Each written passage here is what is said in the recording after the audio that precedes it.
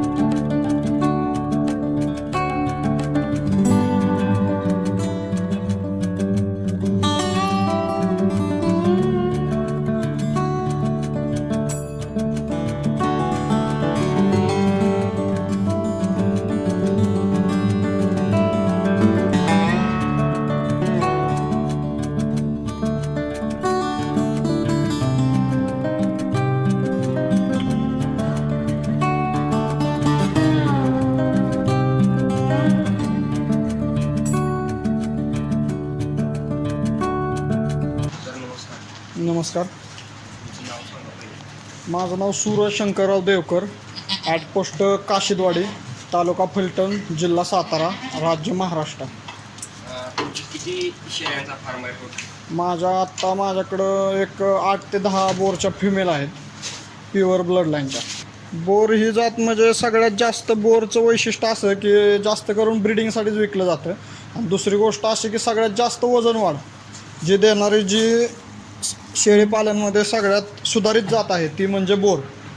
आणि कमी क्वांटिटीमध्ये तुम्ही जास्त जे दुसऱ्या जे जाती आहेत त्यांच्यापेक्षा जास्त पैसे कमवू शकता. बोरमध्ये कसं लोकांना वाटतं की आपण या रेटने घेतो आहे, शेळ्या घेताना किंमत जास्त आहे, तर आत्ता आपण विकले जाऊ शकतो का, आपल्याकडून या रेटनं विकले जाऊ शकतात का. तर बोर हे कसं आहे आपल्या दुसऱ्या कंट्रीतील आहे, त्याच्यामुळं हे विकले जाऊ शकते, काही प्रॉब्लेम येऊ शकत नाही. Social media, WhatsApp, Facebook, YouTube, आपल्या चॅनलच्या माध्यमातून ह्याची ॲडव्हर्टाईज करून तुम्ही हे विकले जाऊ शकता. ऑल इंडिया तुम्ही कुठेही हे सेल करू शकता. आणि दुसरं म्हणजे आपल्या इथून बाहेरच्या जरी मध्य प्रदेश, MP असं पाठवायचं असेल तर आपण जसं ट्रेननं पाठवतो तसं सुविधा भरपूर आहेत, त्याच्यातून आपण ते करू शकतो. चाऱ्याची म्हणजे आपली स्वतःची शेती आहे. स्वतःच्या शेतीमध्येच आपण मेथी घास, दशरथ घास केलेला आहे ह्यांच्यासाठी, शेळ्यांसाठी पर्सनल. आणि गाय आहेत आपल्याकडे 2-3, त्यांच्यासाठी कडवळ मका असतेच रेग्युलर चारा, त्याच्यातूनच आपण ते यूज करतो.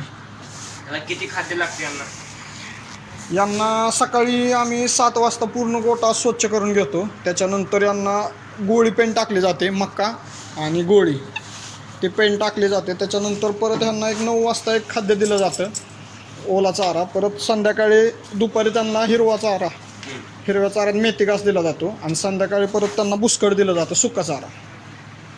हे किती कामगारावर चालतो व्यवसाय तुमचा? हा व्यवसाय तर आपला कामगार आपण ठेवलेलाच नाही, हे आपले घरचेच लोक बघतात सगळे.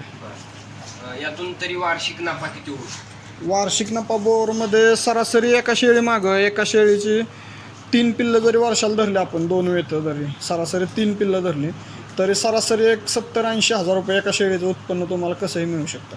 हा व्यवसाय शेतकऱ्यांना करावाच, कारण जास्त कसं आहे दुसऱ्या ज्या ब्रीड करतात लोक, त्या ब्रीडमध्ये कसं आहे जे लोक रानातून ह्याच्यातून मुक्त शेळ्या फिरवून आणतात त्यांना तो व्यवसाय परवडतो, कारण त्याच्यात त्यांचा काहीच खर्च होत नाही. 0 मेंटेनन्समध्ये ते करतात. त्याच्यात पैसे तुम्हाला 5,000-6,000 रुपये एका ह्याच्या मागं मिळेल, पिल्लामागं शेळीमागं, तरी तो परवडतो व्यवसाय. तसं बंदिस्तमध्ये तुम्हाला जर करायचं असेल तर सगळ्यात एक नंबर हा बोरच आहे. हा तुम्ही शेड बांधला, तो शेडसाठी किती खर्च आला? शेडसाठी आपल्याला काय जास्त खर्च नाही आला. आपल्याकडे जरा जुनं मटेरियल होतं, त्याच्यातून आपण ते त्यांना फिक्स करून दिलं तर रेटमध्ये, आणि ते त्यांना कटिंग करून हे करून दिलं आपल्याला. तरी सरासरी आपल्याला एक 30,000 रुपये खर्च आला हा शेडला. विकायसाठी माझ्याकडे आत्ता मेल फिमेल आहेत. आम्ही कमीत कमी 20 किलोचे पिल्लू विकतो. आमच्याकडे पिल्लू हे 20 किलोचं कमीत कमी एक 2.5 महिन्याचे 3 महिन्यापर्यंत 20 किलोचं होऊन जातं प्युअर ब्लड लाईनचं. आम्ही कमीत कमी 20 किलोचं पिल्लू विकतो. ती Male, कुठे female. ब्रीडिंग करता तुम्ही त्याचं? त्याचं ब्रीडिंग आमच्याकडं आमच्या मित्रांचे फार्म आहेत, तिथं पण मेल असतो किंवा मग निमकर सीड्स आमच्या शेजारीचे 2 किलोमीटरवरती, तिथून जाऊन आम्ही ब्रीडिंग करून आणतो निमकरमधून प्युअर ब्लडला. ओके, धन्यवाद. थँक्यू. खाद्यासाठी सर तुम्ही अजून काय वापरता? खाद्यासाठी आमचे एक मित्र आहेत अक्षय जगताप म्हणून, फलटण जिरपवाड येथील. त्यांचं श्री गणेश हायड्रोपॉनिक सिस्टीम म्हणून एक प्लांट आहे, तर तिथून आपण एक सिस्टीमच स्वतः बसवलेलं आहे घेऊन. बरं. त्याच्यातून पण हिरवा चाऱ्याचा आपण तो पण वापर करतो. धन्यवाद.